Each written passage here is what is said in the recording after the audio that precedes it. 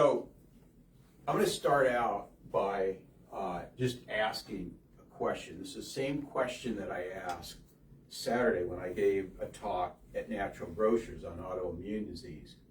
If I were to ask you guys, what are the 3 systems of the body that have to be working properly for you to be healthy? What would you say? Now, I have my list. I just want to know what you guys think. These 3 systems have to be working right for a person to be healthy. Digestive.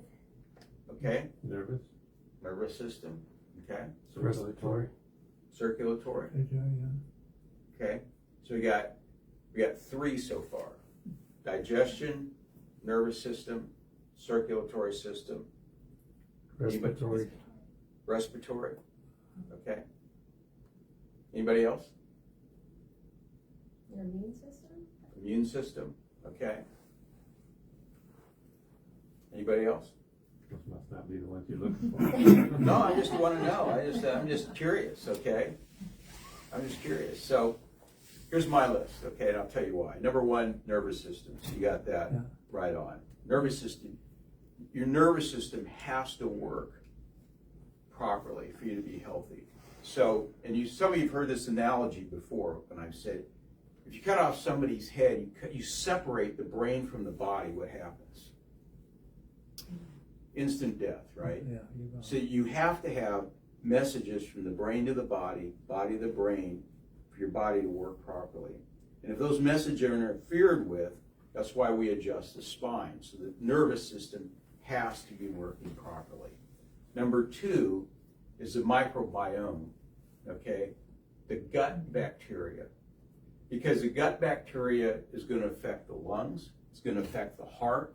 If it's not working right, it's going to affect the liver, it can affect blood sugar, it affects everything. So when the microbiome is screwed up, there's a lot of things that it can affect. And there's tests to show this, like the one test I do is a TMAO, which shows how a dysbiotic microbiome affects the heart, okay? So, and I've seen this over and over. The immune system, the liver, and I can't get a liver to detoxify when I'm using supplements. I fix the gut and it works, okay? That's a second thing.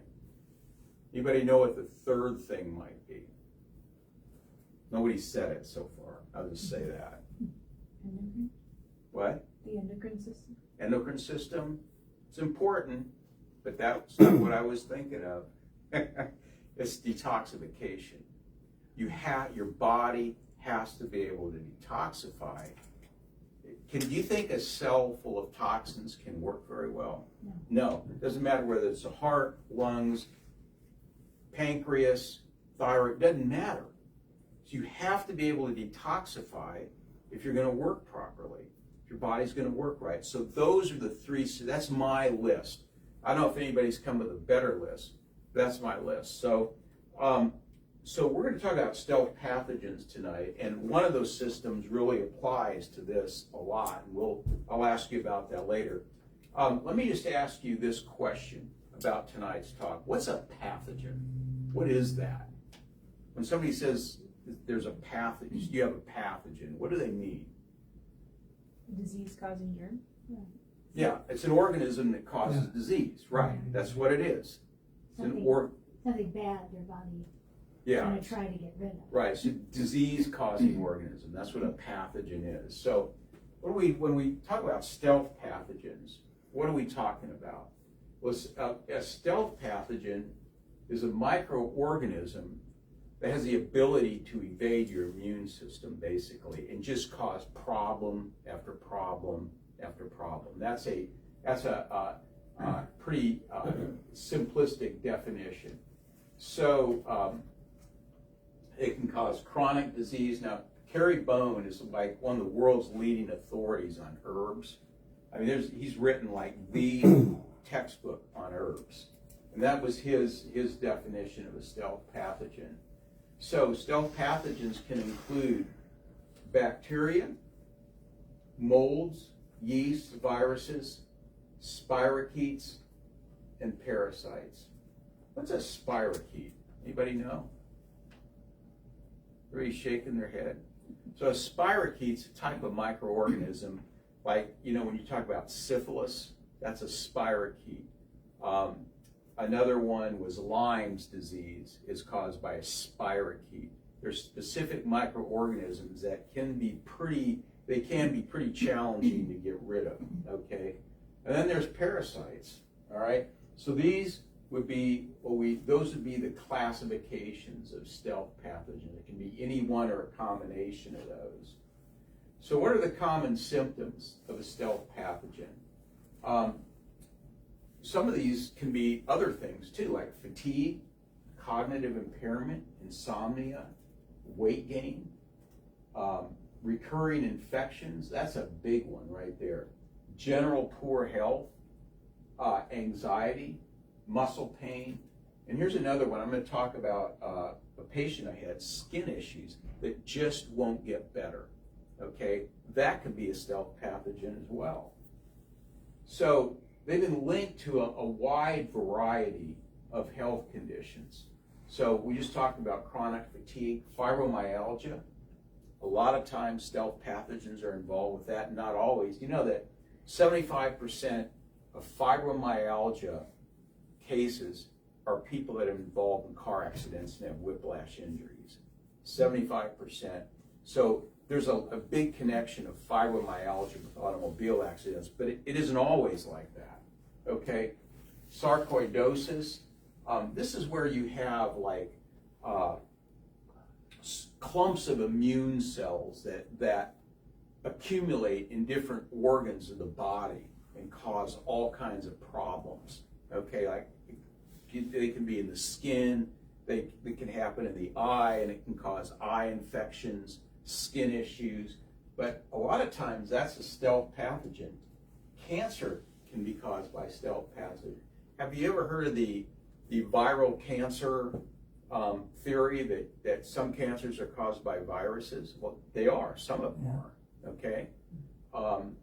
Autoimmune issues, that's a big one for stealth pathogens. And Lyme disease. Lyme disease is oftentimes a stealth pathogen. Some of the autoimmune diseases associated with stealth pathogens are ankylosing spondylitis, Crohn's, type 1 diabetes, Graves, which is a thyroid issue, MS, multiple sclerosis, rheumatoid arthritis, psoriasis, Sjogren's. Again, Sjogren's is a little bit like sarcoidosis, that your mucus or your mucous membranes basically dry out with Sjogren's. Lupus, ulcerative colitis, and hypothyroidism. Now that doesn't mean that if you have any of those, you automatically have an autoimmune disease, but think about this. If I had MS, something like multiple sclerosis, I'd want to go down every single path that I could to find out what was causing that, you know, and not just accept the fact, well, I have it and now I have to deal with it. A lot of people won't do that. You know, they go to the neurologist, they get drugs for it, but they never really find out what is the cause of the multiple sclerosis. It could be this. What would be another cause of MS that you can think of that might be an issue? Anybody think of something other than stealth pathogen?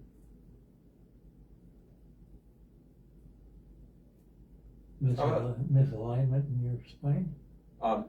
Well, I wish it were that. Yeah. That will help MS patients function better when you correct that, yes. And I've seen that. Yeah, absolutely. But we're talking about cause. Causes, okay. Yeah, that's a good thought though, Butch, really good thought. Causes. How about toxicity? Yeah, there you go. Okay, if your cells are overwhelmed with toxicity, they can't work right. You know, so that would be another thing that I would explore, as well as stealth pathogen. So with stealth pathogens, they basically hack your immune system. And what are some of the past things that could cause stealth pathogen to invade your body? Well, number one, food poisoning, okay? So you get food poisoning and you're never quite the same after that. I got that. I went to Haiti back in the 80s. I had food poisoning so bad I thought I was going to die, just from drinking something with ice in it. And so, but I was able to get over that okay. Montezuma's revenge, that you get that in Mexico, if you drink the water there. So you come back, you've had some sort of incident in a foreign country and you're never quite the same. Parasites picked up in foreign countries. Here's a big one. Bouts of mononucleosis. You ever heard of like 17-year-old, 16-year-old girls that get mono and they're never really the same again? I guarantee you that's a stealth pathogen and that can be fixed, okay? That can be corrected. People that have chronic diarrhea. Now, with chronic diarrhea, with the way that I would work with that is I would do a gut healing protocol first. And if that didn't work, then I would go for the stealth pathogen. But that certainly could be it. And then a bug bite that caused a chronic issue. I'm going to talk about a patient of mine who had that I worked with. So how do we effectively and naturally eradicate these unwanted critters, okay? So there's a certain protocol that I use to do that. Because antibiotics, when a stealth pathogen is evading the immune system, antibiotics won't work. They just won't work for a stealth pathogen. And most of the people that come to me or that have come to that I've seen with these problems, and I've seen several of them, they've gone the antibiotic route, and a lot of times it gets worse, okay, because now they're screwing up the gut, and it's not helping the stealth pathogen. Plus, antibiotics don't work on a lot of stuff. What don't antibiotics work on, by the way? Viruses. What else? Parasites. What else? Toxicity. What? Toxicity. What else? Molds. They don't work on molds either. Okay, so there's a whole slew of things antibiotics won't work on. And I see this, people giving antibiotics for things, and I'm going, why did they, what's that about? I mean, and again, it's because they probably don't know what else to do, so they want to do something. So I don't want to criticize them too badly, but there's just better ways to do it. So this is a standard stealth pathogen protocol here that I use, and I vary this depending on what the person's got. So if they got mold issues, I change this quite a bit actually. So what does myrrh do? Ever heard of myrrh? Ever heard of gold, frankincense, and myrrh at Christmas time? Yeah, hopefully. So myrrh comes from the stems of a tree called the M. comifera. It's a tree in Africa, and it's actually secretes this resin or this gum, and that's scraped off, and that's how they make myrrh.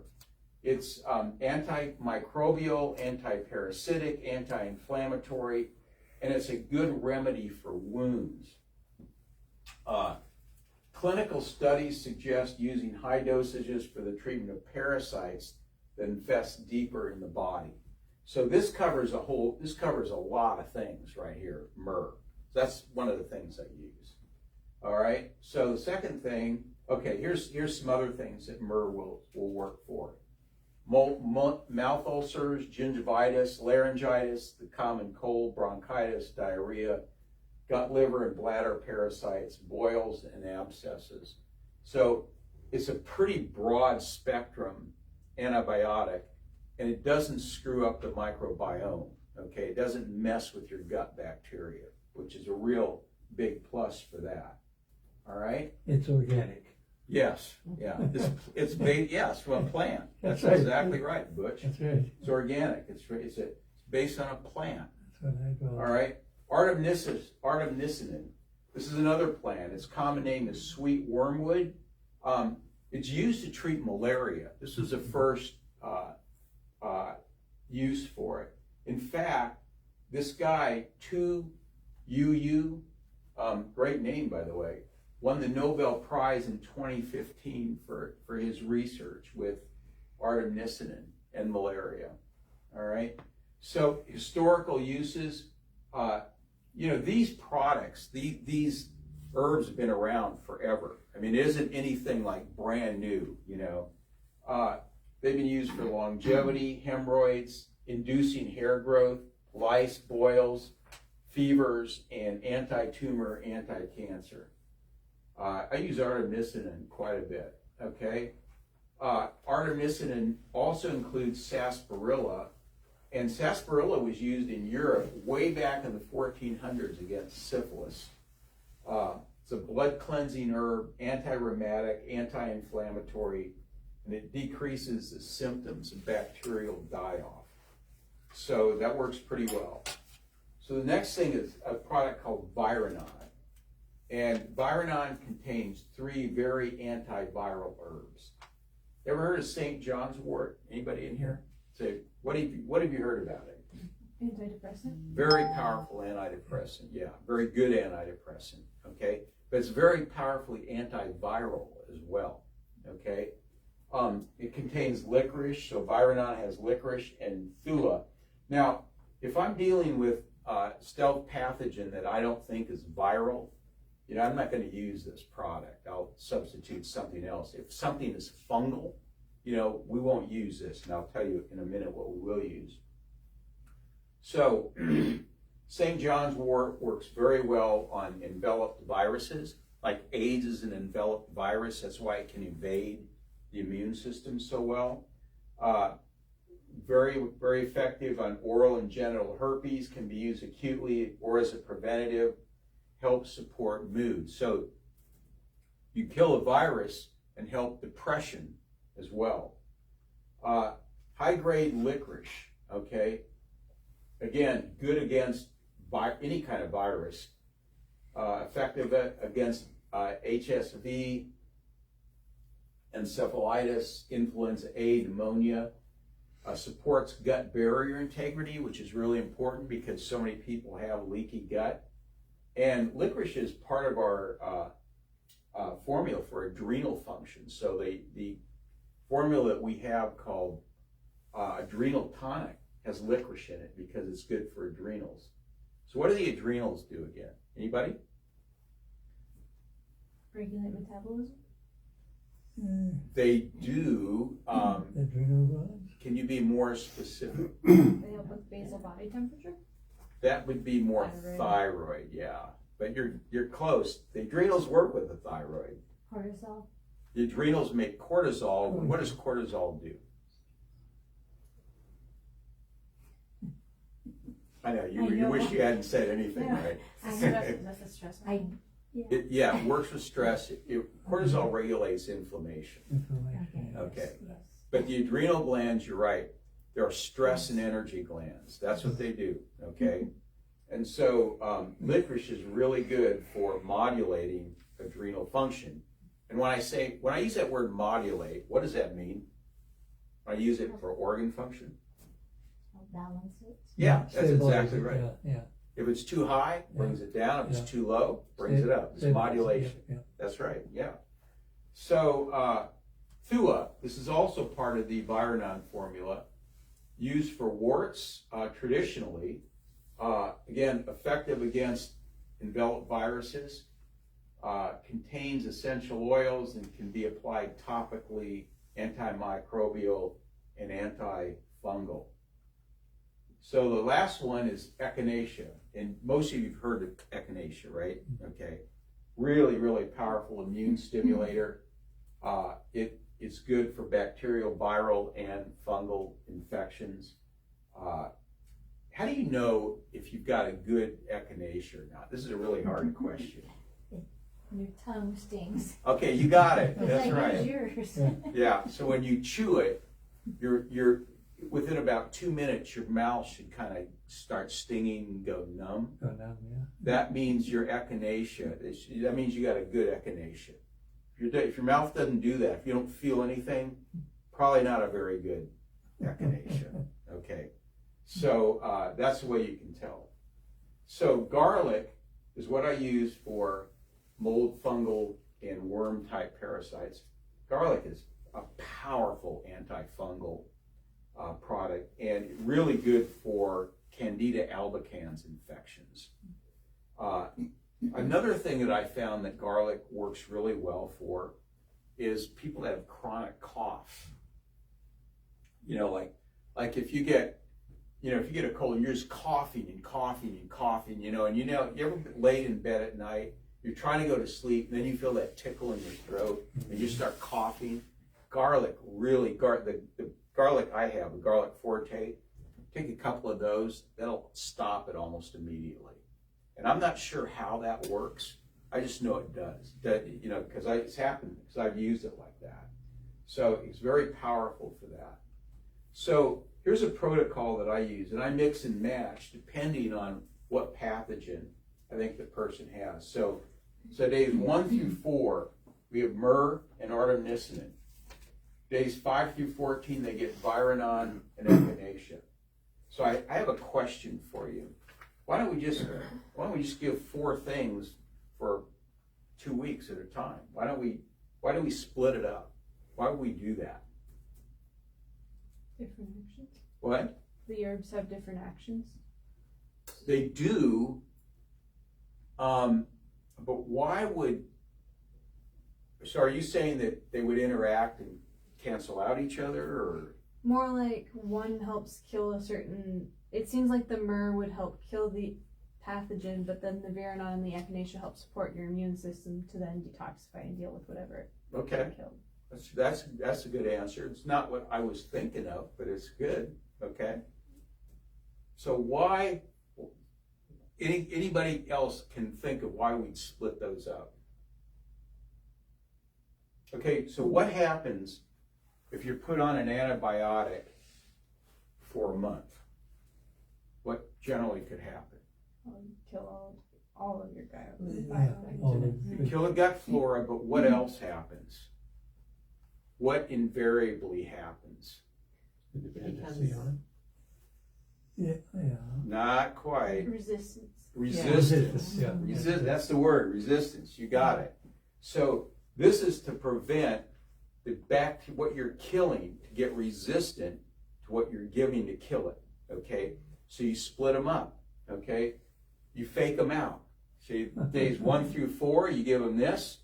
They think they're getting that. And then days 5 through 14, they get something else. Whoops. And then you go back and you do it over again. It's to prevent resistance. So That's why you do that. So one of them's a jab and the other one's a knockout. That's right. Yeah, that's- right. That's a good one. Right. They're called stealth for a reason. What? They're called stealth for a reason. Yeah, because eventually if you give the same thing over and over again, they'll just get resistant to it just like they would antibiotics. So this is to prevent that. All right. So I have an example of somebody that I just want to give you an example of a patient I had where I use this on. So I had this patient who, young lady, I should say young, she's 33, younger than I am. Okay. She came in, she came in April, I believe it was in April, and April a year ago, not this past April, and she had been bit by a mosquito, and during the summer, and started getting these sores all over her legs and all over her abdomen. They were crusting over, and it just didn't look very nice. Let's put it that way. She's going to get married, and she'd been to a dermatologist. She'd been to her practitioner. What do you think she got? Drugs. Yeah, of course, drugs. So she got antibiotics, and she got what was the other one? Steroids. Steroids. Yeah. Yeah. Antibiotics, steroids, and that's what she kept getting. And obviously it didn't work because she ended up in my office. Okay, so somebody referred her in, and I looked at her. She brought in some blood work, and it looked like she had an inflamed gut. So the first thing I did was I did a test on her, a leaky gut test, and she had mild to moderate reaction to gluten, and she had leaky gut. So I put her on a leaky gut protocol. It's the first thing I did. We tested for it. She showed up for it. So within about 3 weeks, she started noticing some changes, that it started getting better. And things started clearing up. But then she sort of plateaued, okay? Well, that told me that there was something else. So that's when I put her on the stealth pathogen protocol. Kept her on part of the leaky gut protocol, put her on this, and then she got better. Now, it took a while for her to get better. She'd had this problem for like probably 6-8 months when she came to see me. So, yeah, it's about 6 months. So it took her like 3 to 6 months for that to clear up, but she's perfect now. She has no issues at all, completely clear. And so when stealth pathogens colonize the body, you know, it doesn't happen that you don't get better in like 2 or 3 weeks, completely better. It takes time to really get down and get those things cleared out, but you can fix that. And as you know, and not all problems clear up in a week, you know, and that's one of the biggest challenges in practice is to convince people that come in that have problems for 6 to 8 months that, hey, it's not going to get better in 3 weeks or 2 visits or 3 visits. Sometimes it just takes time to get everything resolved. And so if someone's got, and this particular individual, this woman, she was bit by a mosquito. That's how she got it. A mosquito bit her, you know? So she had it for a long time before she came to see me. And so it took time to clear it up. She's fine now. She has no issues at all. I don't have to see her. In fact, I never see her anymore, which is fine with me, you know? I'm just glad she got better. So that's an example of someone that I saw that had a problem, but I could give you other examples as well. So that's a stealth pathogen protocol. Does anybody have any questions about anything I've talked about tonight? On that protocol, do you just repeat it then? Yes. And you repeat it for about 3 months. And then So you go through that same 14. Same cycle for about 3 months. You take some time off, like maybe a month, 3 weeks, and then you start up again. Yeah, that's how you do it. Is part of that because if it's parasites, they've reproduced or they've laid eggs, and so you've got to come back and get them because the next batch hatches. Yeah, and you give your immune system a chance to sort of regroup. That's another reason too. Yeah, exactly right. So yeah, I do this for 3 months, then we take a break, see where we're at, and we start up again. And these are mostly herbs in capsule form? Yes. I think the myrrh is in a capsule. The myrrh is a tablet. No, myrrh, viranon, and echinacea are tablets. I think artemisinin is a capsule. Okay. Have you ever used liquid extracts, or is it typically capsule tablet form? I like liquids a lot. I use some, but I haven't used them here because Vironon's a combination of stuff. We could use liquid echinacea. Mm-hmm. We could get that. For most people, it's just easier to use tablets. But yeah, we could get. I don't know that we can get liquid myrrh, but I know we can get liquid echinacea. Artemisinin, I've never seen in liquid form at all. So some of them you can. Echinacea for sure. I know you can get that liquid. Yeah. Anybody else? So when they come in tablet form, do you recommend chewing them? Yes, always. Yeah, and they're always nasty. No, They're so You knew bad. that. I don't think echinacea is so bad, it isn't. but most of the stuff I have is really nasty. But you know, the nastier it is, the better it That's works. right. You know how that goes. You know, so- I've said that for years. yeah, right. You know, it tastes good, it's not going to work, right? So anyway, yeah, they're all pretty bad. So good. So you know, you guys may know some people who they're struggling with this and struggling. You know, if you know somebody that's just had that had mono or got something overseas and they've never been the same, and send them in, because this will work. This will help them, okay? Or they've got an infection of some sort that just will not clear up. This is what we're going to use right here, or a variation of that. Or they've got yeast infections that just won't clear up. You know, that's you know, a variation of this would really, really be helpful to them. By the way, just a nugget for you to think about. I had a patient that came in. It's a female, and she has bad yeast infection, and she didn't know why she got it. And she's asking me, "Why do you think I got it?" Well, I had no idea. You know, I don't know why you have it. So she called me the day after she came in, and she said, "You know, my other nurse practitioner put me on doubled my bioidentical progesterone. Could that have an effect?" I don't know. I went into PubMed, which is a huge database of, you know, research, you know, that goes all the way back to the 1800s. And I found an article that showed that too much progesterone can prime the body, the female body, for yeast infections. And I called her and I said, yeah, the answer is yes.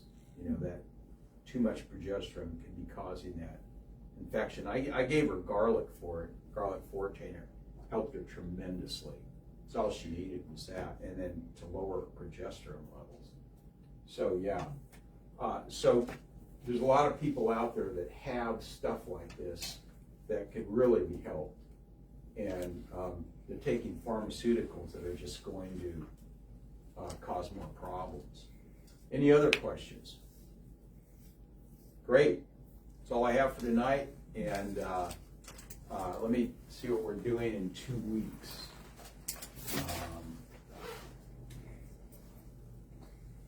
Chiropractic and science. So we're going to talk about all the science that undergirds chiropractic and some of the research, and it's really fascinating.